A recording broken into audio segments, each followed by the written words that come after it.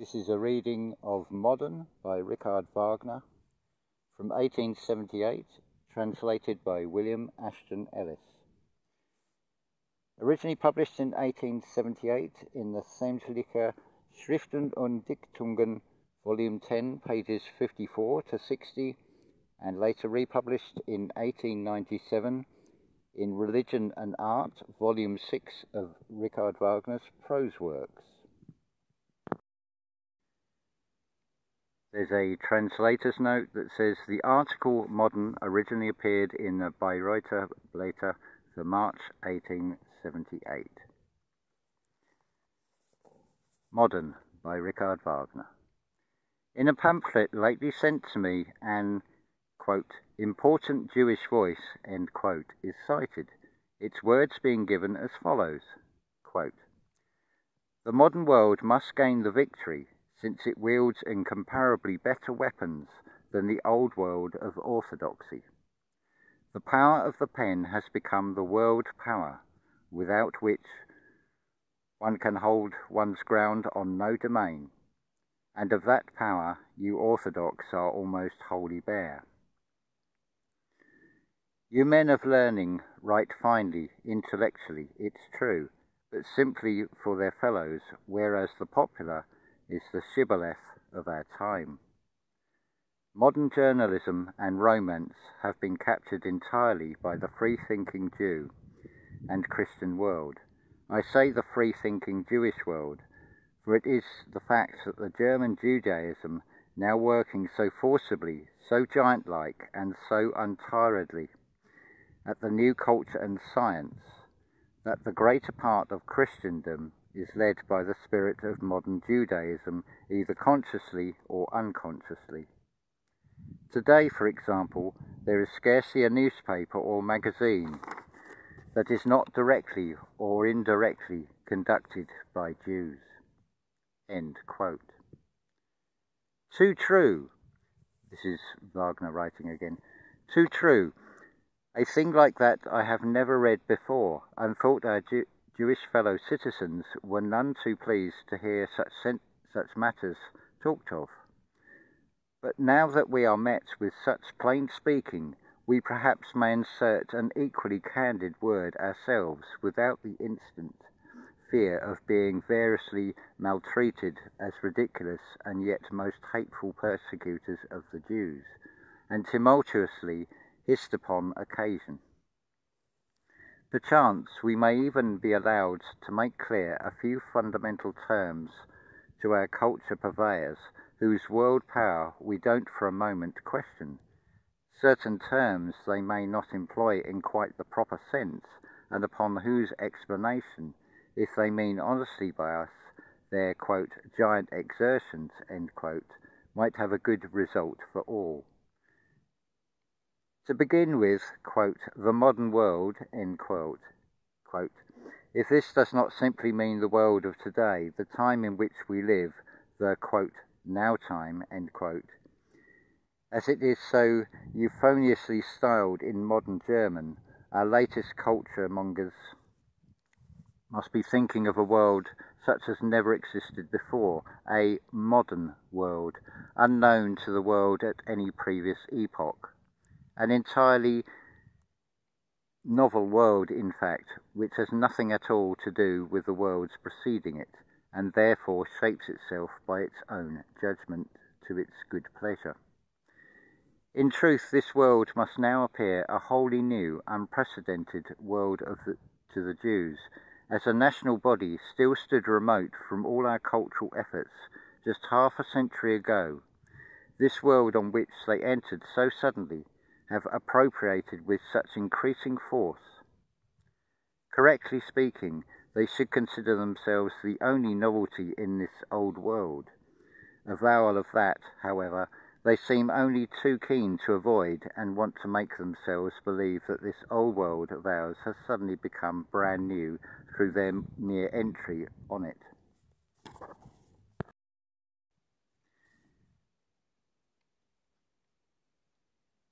To us this seems an error, which they really ought to diligently rectify, always assuming that they mean honourably by us and truly wish to help us in our decay, merely used and aggravated by them hitherto. Let us assume this unconditionally. Taken strictly then, as our world was new to the Jews and all they undertook to set them straight therein, considered in the appropriation of our heritage. This applies before all to our language, for it would be rude to refer to our money. Never yet has it happened to me to hear Jews employing their pristine tongue among themselves.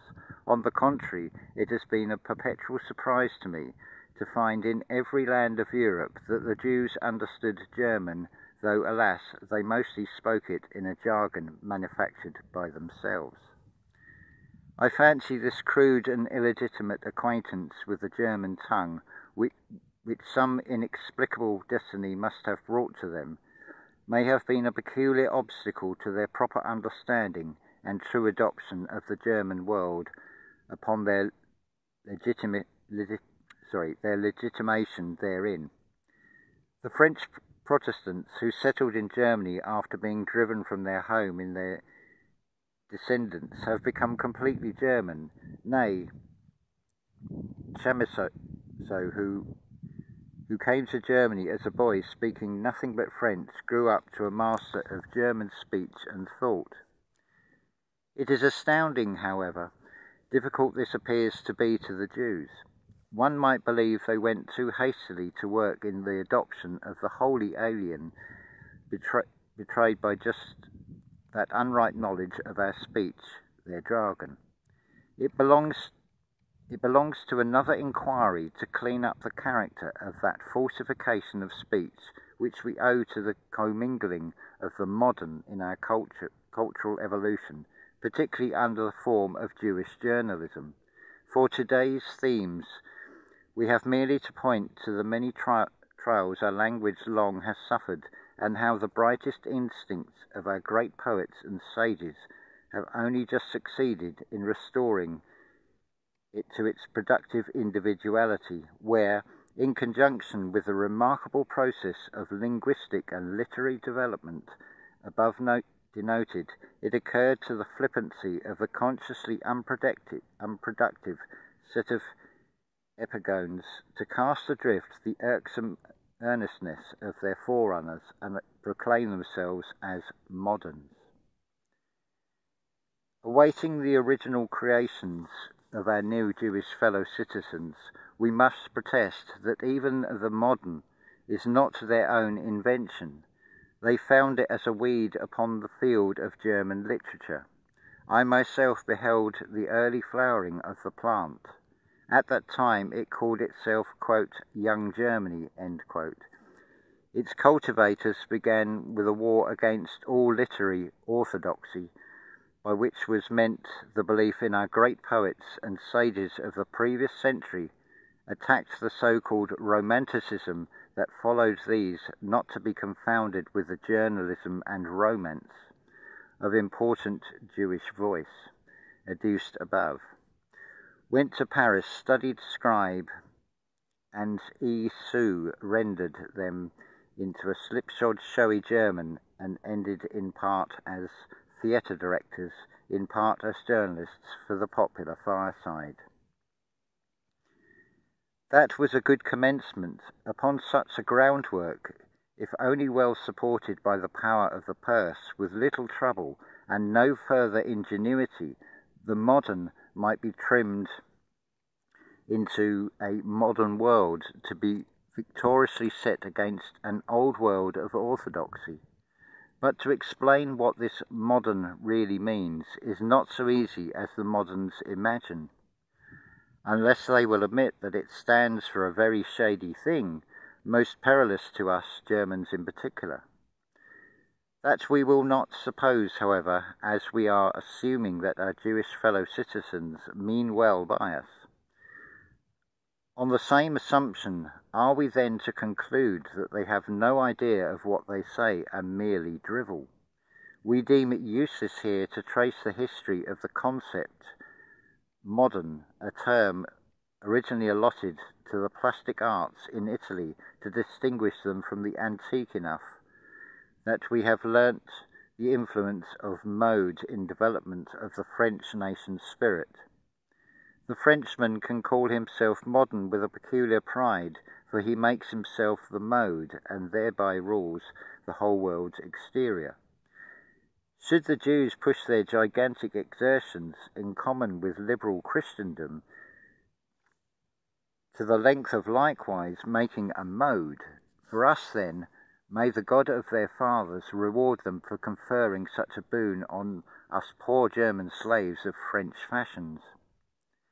Meanwhile, the outlook is altogether different, for, spite of all their power, they have no approach to originality, especially in the application of that force they vaunt as irresistible, the, quote, power of the quill, end quote. With foreign plumes one may decorate oneself as much as with the exquisite names under which our new Jewish fellow citizens now present themselves, no less to our astonishment than our delight, while we poor old burgher and peasant families have to content us with a paltry Smith or Miller, Weaver, Wainwright, etc., for all futurity. Foreign names, however, do not matter, but our feathers must have grown from our own skin if we do not merely want to deck ourselves, but to write from our heart with them, and so to write as thereby gain the victory over a whole world, which has not occurred to any Papageno before.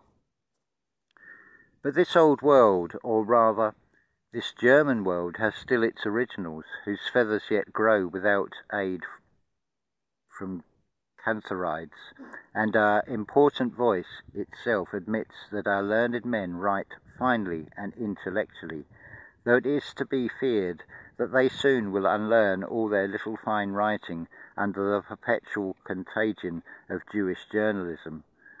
Already they speak and hold silence self-talkingly, just like the modern, quote, pen power, end quote. Quote, liberal Judaism, end quote, has nevertheless a giant's work before it. All the original parts of its German co-citizens shall have been entirely ruined ere their plumes have grown on our skin, shall write nothing but plays on ununderstood words, falsely rendered bon mots, and the like, and even all our musicians acquire the strange art of composing without inspiration. It is possible the Jew's originality will then reveal itself upon the field of German intellectual life to us as well, namely when no man understands his own words more.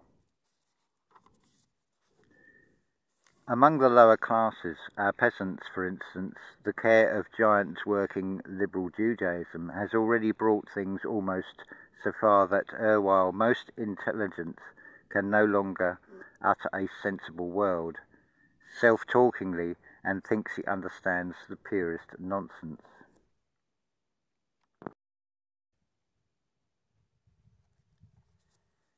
Candidly, it would be difficult to anticipate much help for ourselves from the modern Jews' world victory. I have become acquainted with earnest and gifted individuals of Jewish descent who, in the endeavour to draw closer to their German fellow citizens, have really devoted much labour to thoroughly understanding us Germans, our speech and history. But these have turned entirely away from the modern world conquerors of their former co-religionists, nay, have even made quite serious friends with myself, for example. These few are thus accepted from the moderns, with whom the journalist and essayist alone find full acclamation. What reality may lurk behind that orthodoxy which the important voice expects to vanquish under convoy of the moderns is not so easy to discover.